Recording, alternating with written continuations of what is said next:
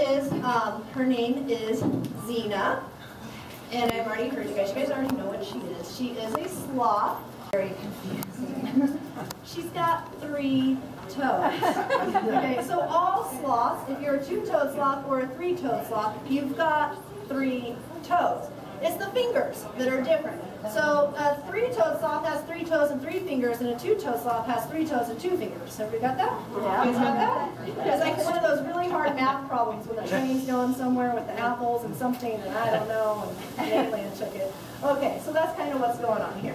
All right, now Xena, very interesting story. She's actually born right here at the zoo.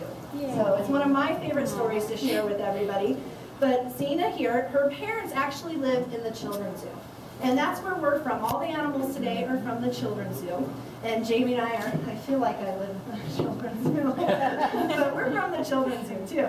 And so Mom and Dad lived in the exhibit in the children's zoo. And we did some construction last year, well, a year. How long ago was that? A little over a year and a half ago. We had some construction. So Mom and Dad went down to Hunt Amphitheater to be housed during the construction. And well, 2 went in, and then a few weeks later there were 3. So, surprise, there was a baby. And baby was about this big. And she was hanging out on Mom's stomach, and we thought, what a great opportunity to try to have a sloth as one of our animal ambassadors. So an animal ambassador has a very important job. They come out and they educate people. They do shows all around the zoo, special parties just like this. And this little lady, she actually goes to children's hospitals. She goes to nursing homes. She goes to schools. She's cooperated thus far. Hopefully that continues. She is actually an African serval, so she's going to check everything out. You can see her peeking her head out right now. You can tell, if you guys have cats at home, you know that they're very rare with everything that's going on around them. I've seen one. So you can see as she's turning her head around, you can see those ears are going. She's checking everything out right now. They actually have the largest ears relative to their body size than any other cat. Hopefully you guys can see her right there. So she can hear all sorts of stuff that's going on right now.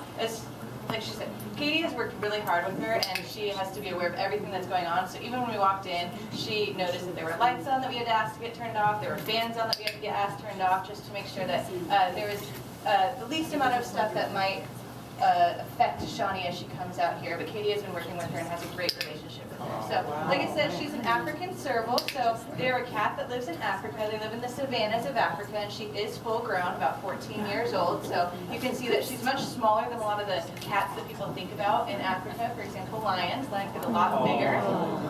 There she goes. She's getting actually a very special treat right now. She's getting some baby chicken food and some hard-boiled egg, it looks like is right there, to make sure this is as reinforcing as possible. She also gets beef heart as one of her really reinforcing objects for when she gets to go in her crate and come out of the crate. The first thing we train and teach all of our animals at the zoo, especially if they're ambassador animals, they're coming to places that might be a little less familiar to them, is that crate is good and crate is home. So you'll notice that her crate door is going to stay open, so Shawnee knows that she always has a safe place to go back to if she feels that she needs to, but so far she's doing amazing, knock on wood.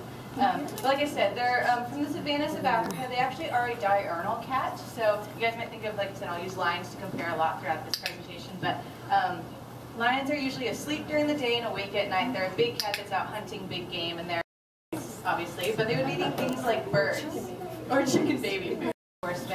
She gets a carnivore meat diet, so she gets a raw meat diet every day. With all of our animals, we always give them 100% of their diet, whether or not they want to come out. So if Shawnee wasn't feeling it today, that's fine. We'd let her go back to her crate, and she would get all of her food either way, which is really important. But it makes it more reinforcing for it being out here. But that's why we save that beef heart and the special diet for her to come out here, and they learn that that click means good right away. So she's Truth be told, Shawnee and I have been working on coming into different areas like this for the last year. And so this is the first party that she has done. Wow. So, thank you guys. Jumbo. All right. Now, Jumbo is actually called, she's called an African pygmy falcon, is what she is. So this is, believe it or not, a bird of prey. This is a bird that is going to hunt for her food, and she's going to eat meat. She's the second smallest type of bird of prey in the world, so she weighs less than that glove that is on Jane's hand. She only weighs about 80 grams or so. Wow. She's very, very, very... She was hatched. That is another thing I've worked on saying. I always want to say she was born here. She was not born here. She was hatched here. She was hatched here at the zoo, and she was taken care of by a male keeper. So she thinks that she is a female person. Now, Jumbo is fully flighted. So that's why you're seeing all the stuff that Jamie has on that bird. She has anklets, jesses, and a leash, if you will, on her, because if Jumbo flies away and we don't get her back, Jamie will probably go away too. So we want to make sure the bird stays with us at all times. Now, this animal has my favorite name of any of the animals that I've worked with. His name is Armando Santiago. So, it's just keratin, so you can chew your fingernails and have the same effect as taking a rhino. It's all the same thing. So there you have it. And hopefully he'll wake up to show off.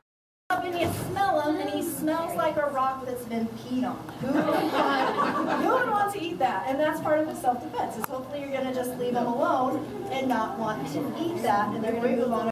She's another nocturnal animal, so this is actually the first night party. I know it's not quite nighty yet, but the latest she's ever been worked so far. She's so it's going to be very, very interesting to see how she does out here, because they are very nocturnal. At night, they're all over the place. They're just like a ball of energy climbing around. So this is Fig, and she is a kinkajou. So if you've never heard of them before, that's okay. They're from the rainforest of South America, a very unique animal. They actually are related to raccoons, so you may have seen a raccoon in your own backyard. This is an animal that's good. And then also, like I said, they really like figs and they like fruits. So something that they do that's really important, it's not super classy or anything. I don't know what word you want to put there, but what they do is they eat the figs, and then they go to the bathroom. That's a good way to put it. Then they go to the bathroom, and those seeds that just went through their body is now dispersed onto the ground, and then a new fig tree grows. Prohibited. But what